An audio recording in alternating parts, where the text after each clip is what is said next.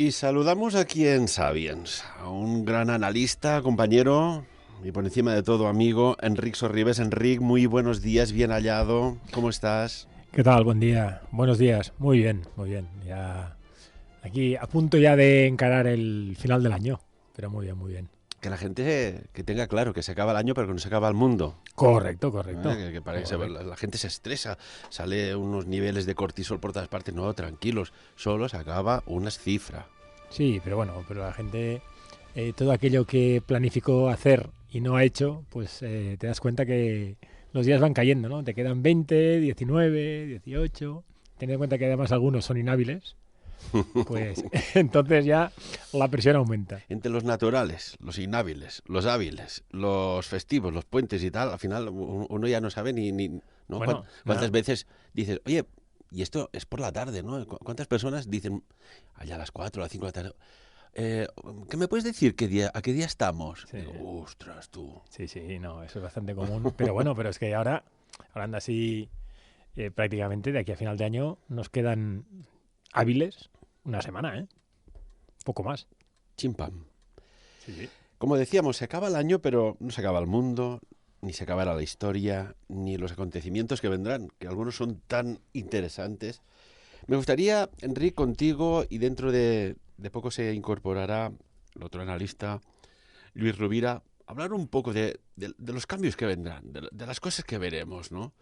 Que hay tantas y tantas que, no sé, a mí me fascina cómo está avanzando la tecnología. Me preocupa porque no avanza a la misma velocidad el mundo espiritual, ¿no?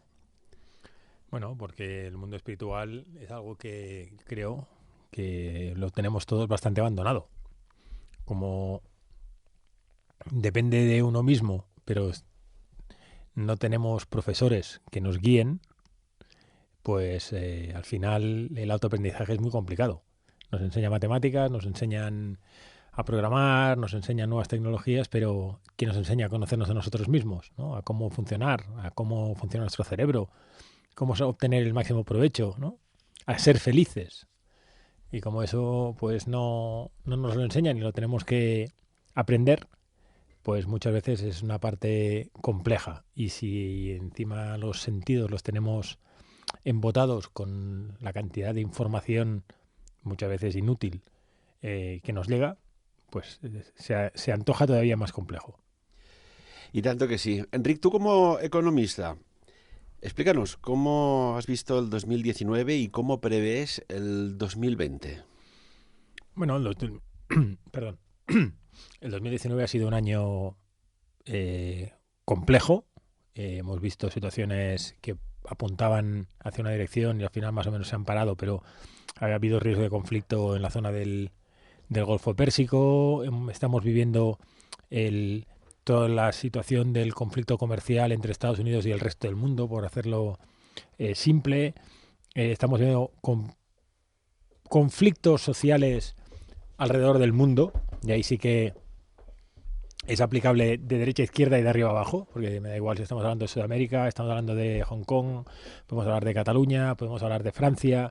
Es decir, la problemática es y creo que va a continuar siendo álgida y creo que de alguna manera se antoja un inicio de cambio de ciclo, ¿no? O al menos entrar en otra fase que lo que veremos es cómo continúa, ¿no? Un ejemplo claro es la concienciación que se ha visto sobre todo en este último semestre en lo relativo al cambio climático, ¿no? Cómo la juventud está tomando el control en muchas situaciones y eso es otro ejemplo que también hemos visto en el caso de Hong Kong, en el caso de Chile, en el caso de Bolivia, incluso en el caso de Cataluña, ¿no? Es decir, realmente la generación aquella que se consideraba que no haría nada o que parecían que estaban adormilados, ¿no? Adormecidos, resulta que han tomado conciencia o ya la tenían, pero al menos nosotros no la veíamos y ahora se han puesto delante de lo que es reclamar una serie de derechos o una serie de obligaciones para, al menos para los políticos, ¿no? Y eso creo que es un buen indicador y espero que sea pues el inicio de algo que florezca pronto. Ya tenemos aquí Luis Rubira. Luis, muy buenos días, ¿qué tal? ¿Cómo estás? ¿Bien hallado? Hola, muy buenos días. Disculpad por el retraso, cosas del tráfico. Y bueno, aquí dispuesto y estaba escuchando lo que estabais comentando.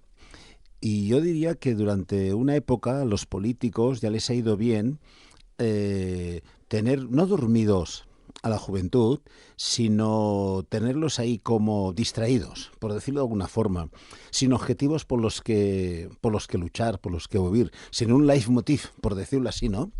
Porque todo les era muy cómodo, todo será fácil, pero ya llevamos unos años que esta comodidad de la juventud se ha perdido, que ven que todos esos derechos sociales que habían estado luchando sus abuelos y sus padres, ellos ya no tienen derecho, acceso a la vivienda, a un trabajo digno, etcétera, etcétera, pero es que además, están muy, muy concienciados en cuanto al planeta y a su futuro.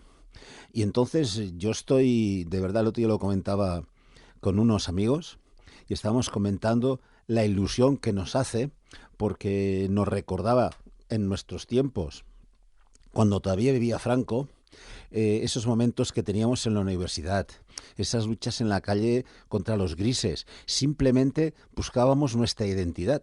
Pero es que ahora es bonito volver a ver esta generación de jóvenes que están luchando por esa identidad, sobre todo por esa identidad del planeta, de que ellos son los que tienen que cambiarlo. Y de verdad estoy tan orgulloso de esta nueva generación de juventud porque nos están dando una gran lección. Y le preguntaba a Enric, ¿no? A nivel de economía, el 2019, ¿cómo lo has visto tú, Luis, y aparte como consultor empresarial, y cómo prevés el 2020? Porque parece que hay como ciertas, podríamos decir, turbulencias allá a medio plazo. Bueno, el 2019 ha sido un año de transición, de movimientos económicos, de posicionamientos políticos, de tendencias, y ya no quiero decir más de derechas o de izquierdas, sino más bien casi de extremos, ¿no? Movimientos muy liberales, por un lado, movimientos muy progresistas de otros, que me gusta más llamarlo así, pero realmente yo lo que estoy viendo es que al movimiento liberal en todas partes ve que se le está escapando pues toda esa energía, se le está escapando todo ese control que tenía sobre todo de la economía. Aparte, obviamente, de todo el gran movimiento, los dos frentes, asiático y estadounidense, por decirlo de alguna forma. Y los demás estamos en medio. En Europa estamos teniendo esa absurda batalla del Brexit. Por lo tanto, eso está afectando a las producciones tanto del Reino Unido como de Europa. Por lo tanto, los analistas, los economistas, que siempre se basan en estadísticas, que siempre se basan en el pasado, están diciendo que van a venir momentos malos. Pero ¿realmente será así? Yo quiero ser optimistas. Yo lo que sí estoy viendo que tal vez las grandes empresas sí que estén un poco ralentizadas. Los grandes países, tipo Alemania, sí que estén ralentizados. Pero a nivel de las pequeñas empresas, están produciendo, están trabajando, y yo creo que la economía del año 2020 estará mantenida, tal vez suba un poquito, no como decían los gurús hace ya 2 años atrás, que sí subiría más, pero no creo que baje la economía, sino que se mantenga, sin más no, en Europa y concretamente en España. La verdad es que viene un salto, ¿no? Porque claro, cuando hablamos de economía pensamos, pues bueno, las tiendas tal cual las hemos conocido, el sistema de venta como lo hemos conocido, el sistema de construcción como lo hemos conocido, pero viene una revolución, evolución asombrosa derivada de la tecnología. Y por ejemplo, un sector que va a generar miles de millones de dólares o euros, o yuanes, o me es igual, o libras esterlinas, o francos suizos, es el sector del envejecimiento. ¿Por qué? Porque se ha descubierto algo que va a revolucionar todo. Concretamente, que a los 34, a los 60 y a los 78 años de edad, algo sucede con los niveles de proteínas sanguíneas. a los 74, 60 y 78. O sea, acotado a una edad concreta. Y allí el envejecimiento parece ser que hay una alteración. ¿Y saben las proteínas cuáles son? Exactamente 1.379 proteínas sanguíneas. Allí se alteran. Hay como unos cambios que han permitido determinar la edad de una persona a través de este estudio. ¿Qué quiere decir? Que a nivel de ingeniería genética, modificación de proteínas, se va a abrir un abanico de anti-aging brutal. Incluso sabemos que Facebook, que Google están invirtiendo ingentes cantidades de millones de dólares para ver quién se posiciona en patentes de modificación genética, que no sé hasta qué punto esto puede ser. Este será un campo que se va a abrir. Bueno, ni el cine creo que lo haya podido prever. ¿Cómo lo veis vosotros? Hombre, me acabas de dar una gran noticia. Ya estoy en la edad de los 65, por lo tanto estoy en ese punto de los 60 que decías tú. Por lo tanto, dame la dirección, infórmame dónde puedo, que yo me ofrezco para ser conejillo de Indias, porque claro, si resulta que no me hago más viejo, ya iría bien, ya iría bien. Yo creo que, realmente ahora hablando en serio, que todo esto, la ciencia es ilimitado. Actualmente tenemos grandes centros de estudios. Lo malo en todo esto, como siempre, igual que con las enfermedades, es que ahí entran en posicionamiento los grandes laboratorios y quieren enriquecerse a costa de esto. Por lo tanto, estará al alcance de todo el mundo. Podremos realmente tener, ya no digo más edad, sino mayor calidad de vida, que esa sería la idea, pero eso tendría que estar al alcance absolutamente de todo el mundo. Bueno, si a partir de determinada edad, ¿no? Esto lo vemos. Uno va creciendo, ¡pap!, se para y empiezas a encoger. Dices, que parece imposible, ¿no? ¿Cómo se puede encoger una persona? Los huesos van menguando y se va haciendo chiquitina. Algunas más y otras menos. Que esto lo puedas frenar. No, desde luego. Y revertir. Y, por ejemplo, a nivel de tecnología, con los ordenadores cuánticos, ¿qué puede llegar a suceder? Porque esto genera un aluvión de profesionales en computación cuántica. Estamos hablando un nuevo paradigma de la informática, de la tecnología informática. ¿Qué podemos llegar a ver, Enric? Bueno, a ver, yo de momento quiero hacer un comentario sobre el punto anterior. Lo que es el sector terciario y sobre todo lo que es la asistencia a las personas. Creo que en el primer mundo sí que va a tener un boom, precisamente porque el envejecimiento de la población es mayor. Pero yo, por ejemplo, soy de los que soy contrario al control del envejecimiento, porque creo que ya solamente por la propia higiene del planeta, ¿no?, deberíamos ir desapareciendo cuando toca. Y creo además que por mucho que se quieran controlar o, sí, no sé, de alguna manera poner así, ¿no?, en nuestra evolución o nuestra capacidad yo creo que de alguna manera el cerebro, nuestra capacidad intelectual, llega a donde llega. Y entonces nos encontramos muchas veces personas de edad avanzada que físicamente pues su apariencia es óptima, pero luego evidentemente el deterioro cerebral que tienen es importante, ¿no? Entonces la pregunta es hasta qué punto el hecho de estar físicamente bien pero mentalmente mal es una manera de vivir. Entonces en mi caso yo soy contrario y entonces prefiero seguir el proceso natural, ¿no?, el de nacer, crecer, ¿no?, desarrollar y morir. Pues, sí, por eso te decía que si todo esto que se encuentra, si todos estos grandes descubrimientos te permiten tener calidad de vida, pero obviamente estamos programados para vivir hasta, no más, no alargarlo por alargar, no alargarlo para hacer negocio de...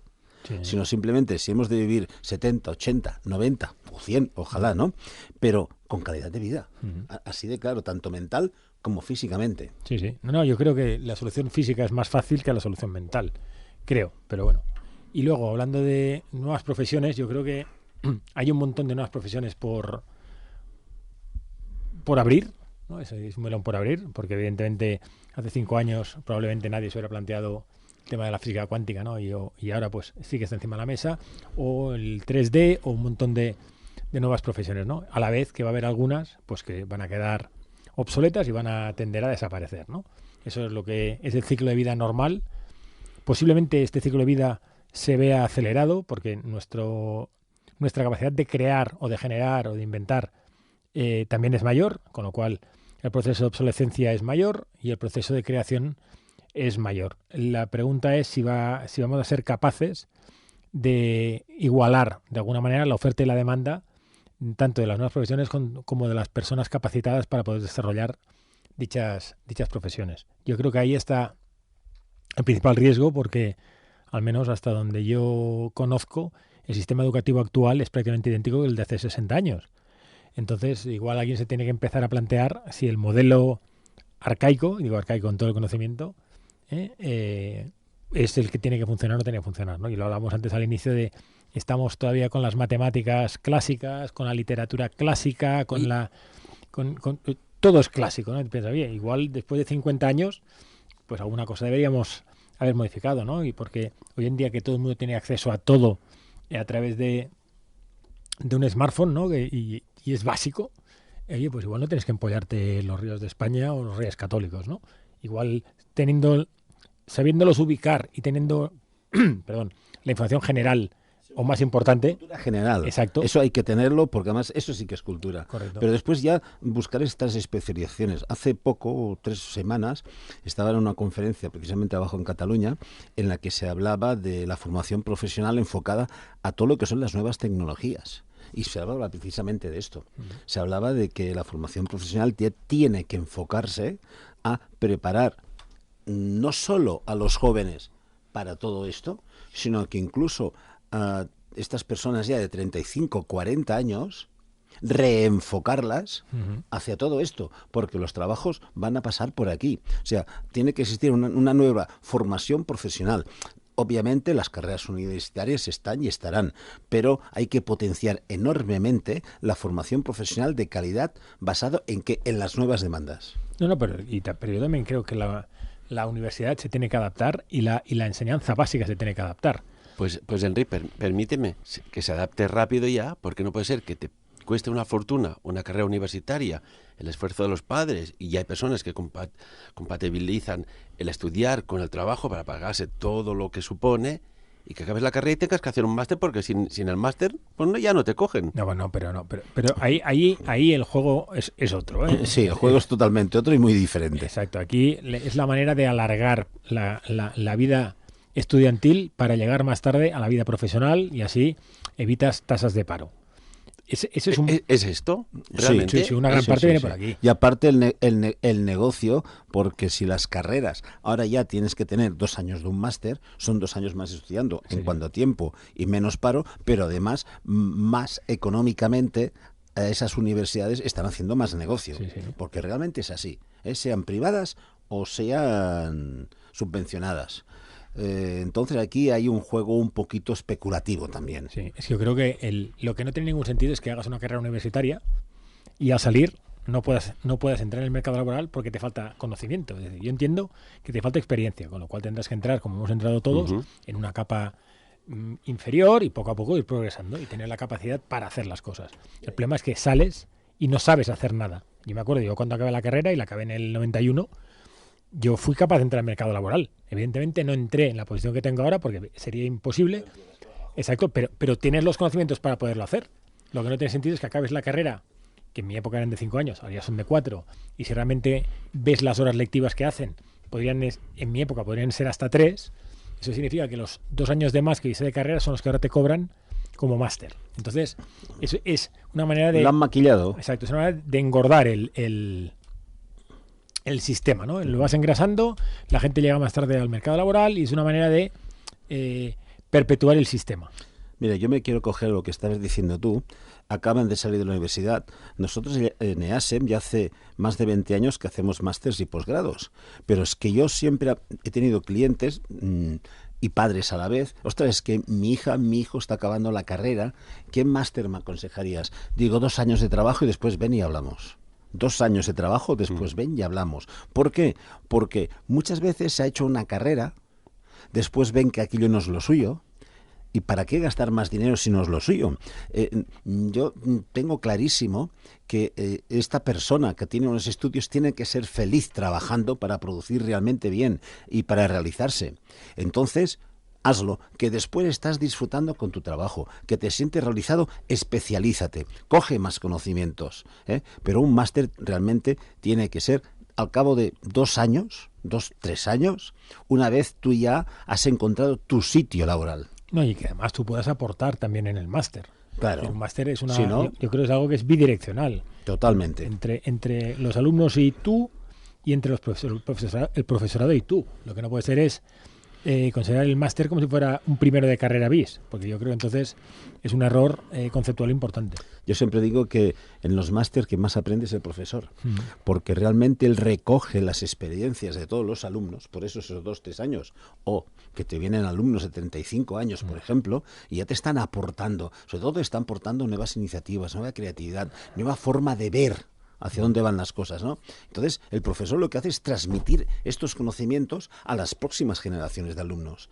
Este es realmente, aparte de su experiencia, está clarísimo, ¿no? Pero realmente hemos de enfocarlo así. Y, por ejemplo, otro sector que será revolucionario será el sector de la impresión en 3D. Aquí se abre un abanico porque ya se está haciendo órganos vivos. Pero es que ya no veremos, por ejemplo, una obra, el equipo de paletas, de manobras, etcétera, trabajando. Será una estructura que te hará una casa con una, podríamos decir, una sustancia especial, igual que el hormigón, y te hará la casa. Aquí viene otro nuevo paradigma. Se han hecho incluso ya carrocerías de coche en impresión en 3D. Sí, pero yo te diría que en el tema de la construcción también todavía estamos a muchos años de poder ver esto. Está clarísimo, ¿eh? Por 2 conceptos. Uno, por los costes, por la maquinaria necesaria para ese desarrollo. Y 3, sobre todo, porque imaginaros que desaparezca del mercado todo lo que lleva detrás la obra, que lleva fontaneros, electricistas, lampistas, etcétera, etcétera, etcétera. Si todo esto lo programamos y lo hacemos con esa maquinaria, que no me la imagino en estos momentos tan bestia, así de claro. En China ya tienen, ¿eh? No, sí, clarísimo. Pero, ¿sabes lo que significaría esto de millones de personas en el paro? No, bueno, pero eso también hay que contemplarlo, ¿eh? Sí, pero adicionalmente yo creo que el modelo 3D vendría a sustituir más o menos lo que son las casas prefabricadas que hoy en día ya existen. Es decir, yo creo que una parte del modelo constructivo evidentemente va a cambiar porque determinados materiales pues podrán ser sustituidos por 3D y eso ayudará, pero yo creo que el concepto clásico de construcción veo difícil que se sustituya. El que sí que puede ser es que la casa prefabricada, pues en lugar de generarse como se genera actualmente, pues la puedes generar por 3D, ¿no? Y se puede dar la situación, como eso se había planteado, en que cuando se quieren hacer, por ejemplo, bases en la Luna o en determinados lugares, en lugar de llevar el material desde aquí, lo que vas a hacer será llevar una impresora 3D y generarlo allí, ¿no? Entonces, ¿no? Eso es otro campo, ¿no? El poder trabajar in situ y no tener que trabajar desde la fábrica. Eso sí que tiene un componente lógico importante, porque a nivel de logística, lo que es el transporte, evidentemente, lo reduce costes, ¿no? Y por ahí sí que veo una cierta posibilidad de cambio relativamente próximo. Cambiar todo el modelo constructivo lo veo más complejo. ¿Creéis que los empresarios del futuro, ante pues, la disyuntiva, personas humanas que pueden enfermar, que tienen que hacer vacaciones, que supone lo que supone, o robots, contratarán ya más a robots, como estamos viendo en las cadenas de fabricación de automóviles y en otros sitios ya más sofisticados? ¿Habrá que elegir? ¿Se podrá elegir? ¿Y más que elegir... Y vamos más allá, ¿qué se elegirá como empresario? Pero más que elegir entre el robot y la persona, ya lo estamos viendo ahora, para puestos de trabajo muy específicos, sí que el robot es mucho más eficiente, mucho más eficaz y mucho más concreto. Eso está clarísimo, ¿no? Yo diría que habrá una evolución hacia mucho más robots eso está clarísimo. Lo que pasa que las personas tendrán nuevos puestos de trabajo más enfocados hacia las nuevas tecnologías, etcétera, etcétera. Yo creo que se aumentará hacia los nuevos trabajos y a su vez los robots también van a aumentar. Pero creo que en esto habrá un nuevo reequilibrio de todo. Sí, yo creo que el trabajo rutinario donde el ser humano no aporte valor añadido, creo que tiene todo el sentido que un robot pueda ejecutar ese trabajo porque posiblemente lo va a hacer mejor, ¿no? Precisamente por la gestión de la rutina. Pero tal como dice Luis, yo creo que va a haber un proceso evolutivo natural y determinados trabajos posiblemente no podrán ser hechos por ordenador o por robot, derivado de la necesidad de una creatividad específica o de ese factor diferencial que en este caso el cerebro humano puede ejecutar o puede ejercer y los robots programativamente no podrían. Y por ejemplo, cosas que van a suceder en este futuro inmediato. Esta ingente cantidad de inversión de millones de dólares y euros en la exploración espacial, en tanto en cuanto el planeta está como está. ¿Qué está sucediendo aquí? ¿Por qué se invierte tanto? Y que no nos digan que es para retener el talento de los científicos. Hay algo más. Exploración de la cara oculta a la Luna. Recordemos cuando a principios del 2019 China ya se puso las pilas y con el Chang'e 4 exploró la cara oculta de la Luna y todos ahora tienen una obsesión en la cara oculta de la Luna. Yo, mira, más que entrar en exociencia y más que entrar en especulaciones, la cosa está clara. ¿Por qué están apostando las grandes potencias en salir al espacio, en prepararse para? Pues bien sencillo, por las riquezas que puede haber en los cometas y en otros planetas. Estamos esquilmando nuestro planeta. Se necesitan materiales que se están acabando, aunque sea solo para los móviles, fijaros lo que digo. Pero entonces, si se está descubriendo oro, platino y otros materiales, porque ya los hay y se ha visto y lo han comprobado en otros planetas y en cometas, entonces es ahí donde se están enfocando. Por eso las grandes fortunas están apostando para esto, nada más. Pero es así, es cuestión de más beneficios.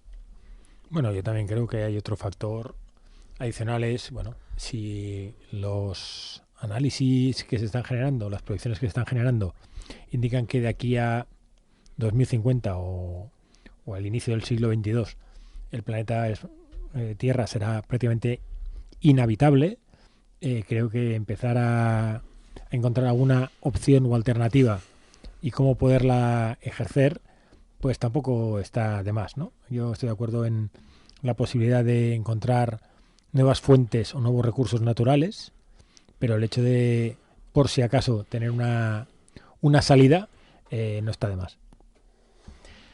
Puede ser que tanto explorar el espacio profundo, el universo, el cosmos, algún día u otro tendrán que decir, pues mirad, en aquella parte del espacio resulta que tenemos unos vecinos. ¿Os imagináis? Yo creo que sería fantástico encontrar unos seres más o menos parecidos a nosotros, con más o menos capacidades que nosotros, y poder compartir, poder traspasarnos conocimientos. Vamos, para mí esto sería, si yo fuera científico, sería el no va más, ¿no? Encontrar esto. Al final sería el descubrimiento de la humanidad, por decirlo así. Ya no el descubrimiento de América como fue en su momento con Colón, ¿no? Pero encontrar otros seres en otro planeta donde pueda haber vida y en el cual podamos entendernos y comunicarnos, para mí tiene que ser el sumum. Bueno, yo creo que de momento si no los hemos encontrado es posiblemente porque no querrán que les encontremos. Porque para ver lo que hay, mejor mantenerse un poco alejados. Y entonces aquí entramos en la toma de decisiones, ¿no? ¿Qué tipo de seres podemos encontrar, ¿no? Si son de los buenos o son de los malos, ¿no? Aquí, y ese riesgo, pues bueno, veríamos cómo se gestiona, ¿no? Porque no creo que todo sea como se veía en la película E.T., ¿no? Por ejemplo, Y entonces aquí igual nos encontramos con la película Alien, ¿no? Y sería bastante peor. Ya la hemos liado. En la película de T, ¿quiénes son los malos? No, el ET es bueno. Pero luego salió una película se llamaba Ixtro, que decía, no todos los extraterrestres son buenos. Caray, aquella sí que... Pues digo que también hacía una buena pinta el pajarito. Bueno, esto si te pones en perspectiva, ¿no? Dices, bueno, imaginemos que no somos de este planeta y venimos aquí y estás un par de meses observando. A ver qué... veremos que hay ETs y que hay extros y que hay aliens muy depredadores. Por eso. Pero es que es sencillo llegar a esta conclusión, porque si entre nosotros hay de todo, en los otros también tiene que haber de todo. Correcto. Está clarísimo. Pero yo insisto, me encantaría poder compartir conocimientos y poder ver. Y eso decir, pues sí, están allá, nos están observando, los hemos visto, nos han visto, hemos compartido lo que sea y cada uno en su sitio. Esto sería fantástico. ¿Y si esto ya se sabe? Es que es un tema posible, que me apasiona. Si esto ya se sabe y vivimos pues prácticamente en una ecuación de engaño permanente. Hombre, yo estoy convencido de que se sabe. En la famosa Área 51, ¿no? Que no creo que sea un fake, allí literalmente hay de todo y más, ¿no? Hay de todo como en botica. Entonces, que algo hay seguro, que posiblemente hay algún tipo de contacto, no sé, la palabra es permanente o comunicación, algún tipo, estoy convencido que sí que lo hay, y que, bueno, posiblemente, como en todas partes, los hay buenos, los hay malos, los hay regulares, los hay listos y los hay tontos. Entonces, de eso estoy convencido. Y además, vuelvo a lo que he dicho más de una vez, ¿no? Dudo mucho que el conocimiento que floreció en un momento determinado, desapareció en otro y volvió a florecer en otro, fuera por generación espontánea. Entonces, que algo había o algo hubo y posiblemente algo hay, bueno. ¿Creéis que puede haber entre nosotros, en nuestra especie Homo sapiens sapiens, unos originales que pasan desapercibidos? Originales desde tiempos remotos. No sé si me explico. Mira, yo te diría una cosa. Como es especulación, yo creo en todo. ¿Por qué? Porque sobre todo por mi curiosidad, por mi, no sé, por mi forma de ser, me encanta investigar, conocer siempre cosas nuevas. Entonces, pues sí, ¿por qué no? No te lo negaré. Pero, por otro lado, mi parte de la mente cartesiana también te dice que si no lo toco y no lo veo, no lo creo, ¿no? Entonces lo dejo ahí, pero ojalá. Bueno, Enric, déjame poner un poco más de salsa aquí a la comidita del análisis. Las ondas wifi no las vemos, no las tocamos, nos pasan a través de nosotros con imágenes, información, y hasta que no llega un receptor no las vemos. ¿Cuántas cosas no vemos? Yo más que cuántas cosas no vemos, cuántas cosas no nos enteramos. Te diría esto, ¿no? Aquello que oíamos, ¿no?, cuando estudiábamos, y sobre todo en filosofía, si no recuerdo mal, era en aquellos tiempos de tercero BUP, que el hombre nace bueno, pero que es la sociedad lo que lo convierte en malo. ¿Hasta qué punto es verdad esto? ¿Hasta qué punto nos alejamos de nuestro yo original? Aquel ser bueno, piadoso, que comparte, que ríe, que es feliz. Bueno, yo de entrada creo que no todo el mundo funciona igual. Entonces, no todo el mundo tiene los mismos parámetros y no todas las poblaciones o culturas son iguales. Un ejemplo muy simple es, tú te vas a Australia y los aborígenes es gente súper pacífica, y te desplazas un poquito más al sur y tienes Nueva Zelanda y los maoríes son agresivos. Teóricamente estaban igual de aislados unos que otros, estaban igual de apartados unos que otros, pero su comportamiento era absolutamente distinto, ¿no? Yo creo que al final el intentar plantear ideas o valores absolutos de lo que es bueno, lo que es malo o lo que va, creo que es un error. Yo creo que al final cada uno tiene los instintos que tiene y dentro de esos instintos se debería saber por qué ese instinto está en ti y no y funciona distinto. Pero es que puede ser por el entorno mismo. Sí, no, pero puede ser por el donde entorno. te has desarrollado. Sí, no, pero es que incluso puede ser tú solo. Es decir, Sí, no hace falta decir. El ADN. Exacto, el ADN. Yo creo en el ADN. Oye, igual, y por eso digo, es que igual está en el ADN. Entonces, ¿por qué? Pues porque la evolución de tu ADN, por las razones X, fue en una época o en una zona o en una situación donde se requirió mucho más de determinado comportamiento que de otro, ¿no? Está demostrado que la mujer en temas comunicativos trabaja con los dos lóbulos y en cambio el hombre trabaja con uno. ¿Por qué? Pues porque digamos, la evolución te ha llevado a esto, ¿no? En cambio, en situaciones digamos, de estrés, ¿no? o de necesidad de, pues cuando el hombre va a cazar o situaciones, el hombre activa los dos lóbulos. ¿Por qué? Pues bueno, pues porque... Cuando es necesario. Exacto. Claro. Entonces, son funcionamientos distintos. ¿Eso es bueno o es malo? No, eso está ahí. Bueno, hay otra cosa. Fijaros, y todos nos habrá pasado, que tenemos conocidos que tienen hijos que por lo que sea, el padre o el abuelo, o podría ser la madre o la abuela, ¿no? Casi no han tenido relación con los hijos o con los nietos, y que con el tiempo, cuando tienen 20, 25, 30 años, dices, es que es igual y se comporta igual que su padre. Y no han tenido relación. Pero eso va en el ADN. Por lo tanto, ¿a qué es debido? No sé, a mí ya se me escapa eso. Aquello que nos decían, ¿no? Que hay una parte que es un ADN basura, que esto nada, resulta que a lo mejor está nuestro verdadero yo original, podríamos decir, en modo stand-by o en forma esporulada allí quietecilla. Y hay otras cosas. Rondaba el año 1992 y esto no trascendió prácticamente a ningún medio de comunicación y es un hallazgo brutal. Se descubre en Xinjiang Beikun, en la provincia china de Zhejiang, unas cuevas que bien podrían explicar que una tecnología y un conocimiento muy antiguo en las cuevas de Longyu. Allí hay un auténtico mundo subterráneo que bien me recuerda un poco a la Capadocia de Turquía. ¿Cómo puede ser que estos hallazgos arqueológicos no trasciendan a la opinión pública de la manera más rápida, que incluso o por qué quizás nos haríamos preguntas incómodas? Y no pasa nada, pero cuando son millones de personas que se hacen la misma pregunta incómoda, entonces ya puede ser molesto, ¿o qué? Bueno, yo siempre he tenido, no sé, mi propia teoría interna, a veces vocalizada, a veces no, pero que yo creo que muchas veces se está hablando de seres de otros planetas.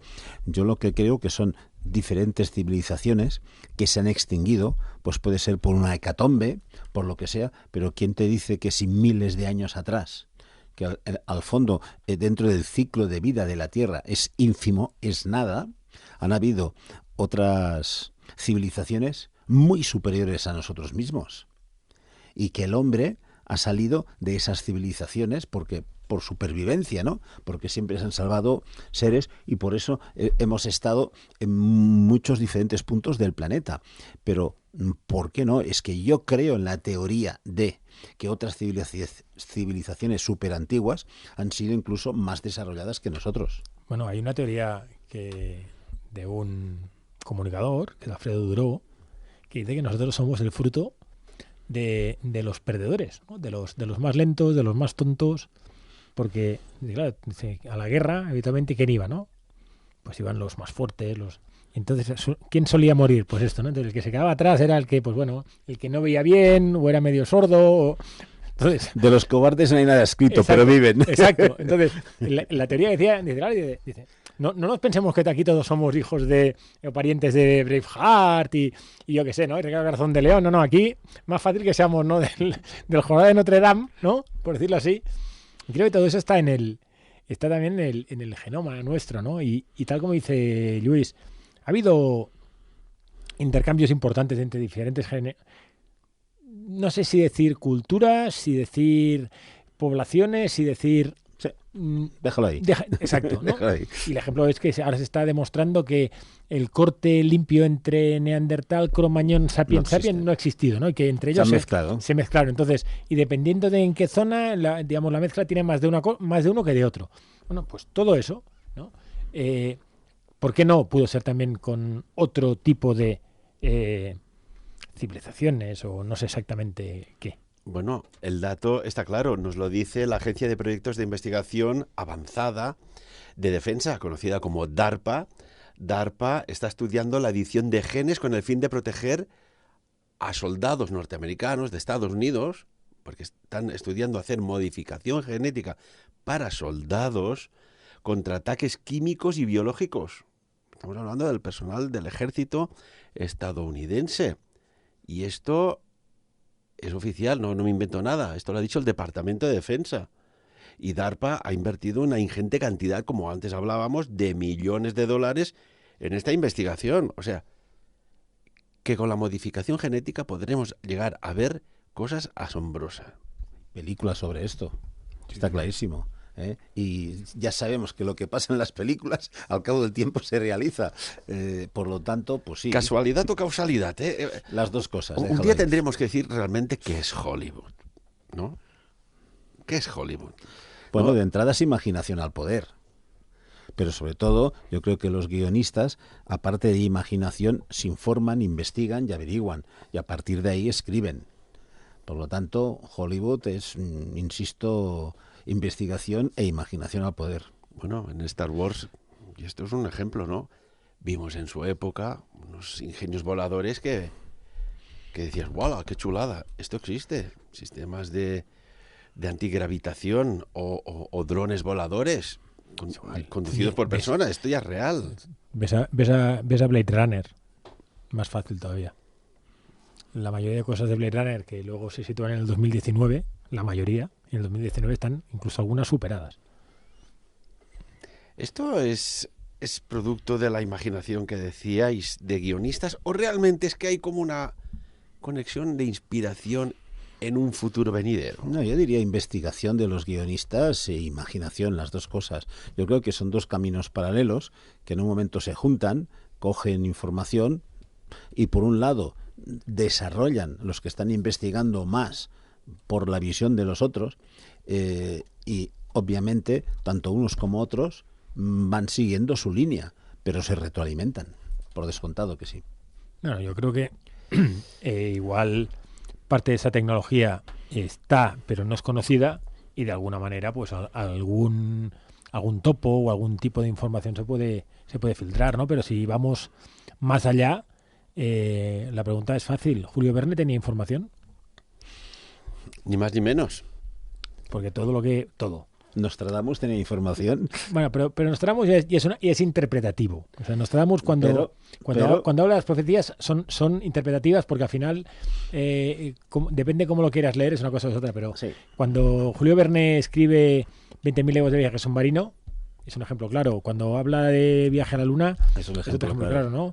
¿Sabéis que Julio Verne pertenecía a una sociedad de conocimiento muy secreta que a día de hoy aún perdura en la discreción del secretismo, que se llamaba La Niebla? Y allí conocían técnicas muy concretas para poder visualizar en los conocimientos y en la experiencia que tenían un futuro venidero. Uh-huh. Sí, si no demasiadas casualidades, ¿no? No, por eso, porque al final yo creo que esa capacidad, ¿no? de inventiva, ¿no? Que bien, ¿no? Porque casi lo clavó. Bueno, y otro invento, el colisionador de hadrones, el CERN. Uh-huh. ¿Qué pasa aquí? ¿O realmente saben muy bien qué es lo que están buscando, para qué lo están buscando y con qué finalidad? No, es que... Allá hay las mentes, podríamos decir, ¿no? De las mentes más brillantes del planeta trabajando. Sí. Bueno, pero a ver, hay una película que creo que, bueno, posiblemente mucha gente la habrá visto, que es Contact, la de Jodie Foster. Hombre, por favor... Esto es una maravilla película. Sí, pero 1000% recomendable. Exacto, pero es una película que además el planteamiento que hace la película es ¿y por qué no? Es decir, esa información que se transmite... Bueno, luego también tienes la otra que es Interestelar, me parece, ¿no? La de McConaughey. Uh-huh. Pero la primera es la de Contact, en el que hay un momento en que no pasa nada, ¿no? Y dice, no, pero si han pasado 2 segundos. Dice, sí, dice, pero la grabación ha sido de, no sé, media hora o 1 hora, ¿no? Entonces, ese diferencial de tiempo entre lo que estamos aquí y lo que puede haber allá, si alguien tiene esa capacidad de moverse o desplazarse o Bueno, ¿quién te dice que una cierta tecnología no puede ser comunicada, informada y a partir de aquí la desarrollas mediante prueba y error, ¿no? Porque claro, evidentemente nadie te va a dar un plano perfecto y exacto, pero en la película Contact el plano te llega perfecto, ¿no? Y entonces esa capacidad de desplazarte, bueno, pues, ¿por qué no? Hombre, ¿y por qué no que en el tiempo presente, cronológico que conocemos, ¿no? Porque está marcado por unos tiempos, no hay en otras líneas de tiempo que nos pasen desapercibidas? Porque no las podemos medir. No, Pero que no las podamos medir no quiere decir que no existan, ¿no? Bueno, ya que hablamos de películas, no me acordaré del título, pero la que el protagonista se adelanta al tiempo como media hora, 20 minutos, y va viendo lo que va a suceder. Sí, hombre, viajes, ¿cómo era aquella? La máquina del tiempo. Sí, o el viajero del tiempo. Sí. No, es uno, el protagonista solo es uno. Que se sienta en la máquina, ¿no? Y No hablo de esta, en el que la CIA le va detrás porque... Next. Vale, La de Nicolas Cage. Exactamente. Y Sofía Vergara. Entonces, pues bueno, ahí hay un tiempo, lo que decíamos, esa media hora, ¿no? Sí. Pues ¿por qué no? Hablamos de la imaginación, hablamos de la realidad, hablamos de si hay topos que dicen, y todos sabemos que la CIA están trabajando con personas con esos, digamos, poderes, por decirle de alguna forma, ¿no? Sí, te lo puedo certificar. Conocí a una persona que tenía unas habilidades brutales en una convención y trabaja ahí. ¿No? Y mentalistas, sabemos que están trabajando para entidades parecidas a la CIA, ¿es así? ¿Cuántas cosas hay que bien nos lo pasamos comentándolas? Porque nos hace reconectar quizás alguna hebra de ADN que está por ahí despendurada. Y, pues mira esto. ¿Y si resulta que el déjà vu es real y nos pensamos que aquello es un producto de un fallo o una imaginación o una fantasía y aquello es lo real y lo que estamos viviendo es tiempo pasado? Yo lo dejo ahí. Porque no nos queda más tiempo. Enric Sorribas, como siempre, un placer tenerte con nosotros. Me hubiese gustado hablar. Nada, en 30 segundos cada uno. ¿El petróleo se acaba o no? Porque ahora resulta que han descubierto un yacimiento en México descomunal. Si no recuerdo mal, en la región, recuerdo el nombre porque es una cosa que utilizamos de vez en cuando, Tabasco, de 700 millones de barriles de petróleo. ¿Qué pasa aquí que se dice que se acaba y siempre va apareciendo? Especulación pura y dura para mantener el precio del petróleo alto. Pero de verdad, ojalá se acabase. Para ya entrar con energías alternativas de una vez por todas. Si más no, para evitar la destrucción del planeta, como estamos haciendo. ¿Sí? Sí, no. Evidentemente, la aparición de estas fuentes así petrolíferas, ¿no? Esos campos petrolíferos que aparecen de la nada es un tema absolutamente especulativo.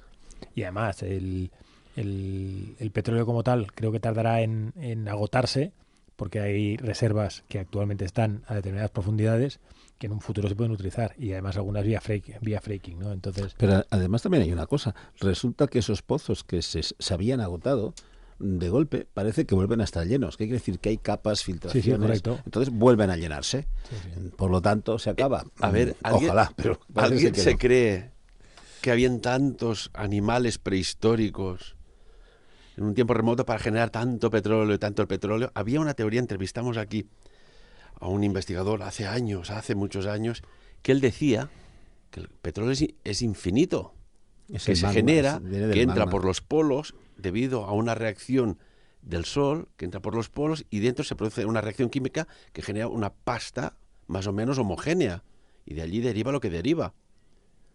Esto es lo que dijo. Y dijo, los pozos se vacían, pero al final, lo que decías, Enric, se acaban volviendo a llenar. Es como si hubiera un surtidor permanente. Luis, Enric, qué cara felicidad que ponéis, ¿eh? Es que estamos cerca de Navidad ya. Sí. Bueno, no digas esto porque después la gente nos escucha a 3 años vista también a través de YouTube y dirán, bueno, Navidad, ¿qué Navidad hablaban aquellos 3? Bueno, pues diremos... Pues la del 2019, te la ponemos fácil. Que diremos que somos seres que nos gusta disfrutar el momento. Y estar aquí en la radio contigo, Ferran, y nuestros oyentes, siempre es disfrutar de la vida. Siempre hay una terapia que está por encima de todas. Y es un buen diálogo, una tertulia, en sintonía, que nos haga pensar, sentir, emocionarnos Y si ahora nos hiciera una analítica, veríamos que tenemos una serie de reacciones bioquímicas y hormonales fantásticas, porque estáis espléndidos. Muchas gracias. Igualmente. Y los que nos escuchan, estoy convencido que también. Lluís, Enric, repito, muchas gracias. Hasta la próxima. A vosaltres, fins la propera. Y amigos y amigas, como siempre, de lo aquí tratado por encima de todo, en aquella capa arriba de todo, en el Everest de la información, pues eso, que cada uno saque sus propias conclusiones. Sapiens. Dirigit i presentat per Ferran Prat.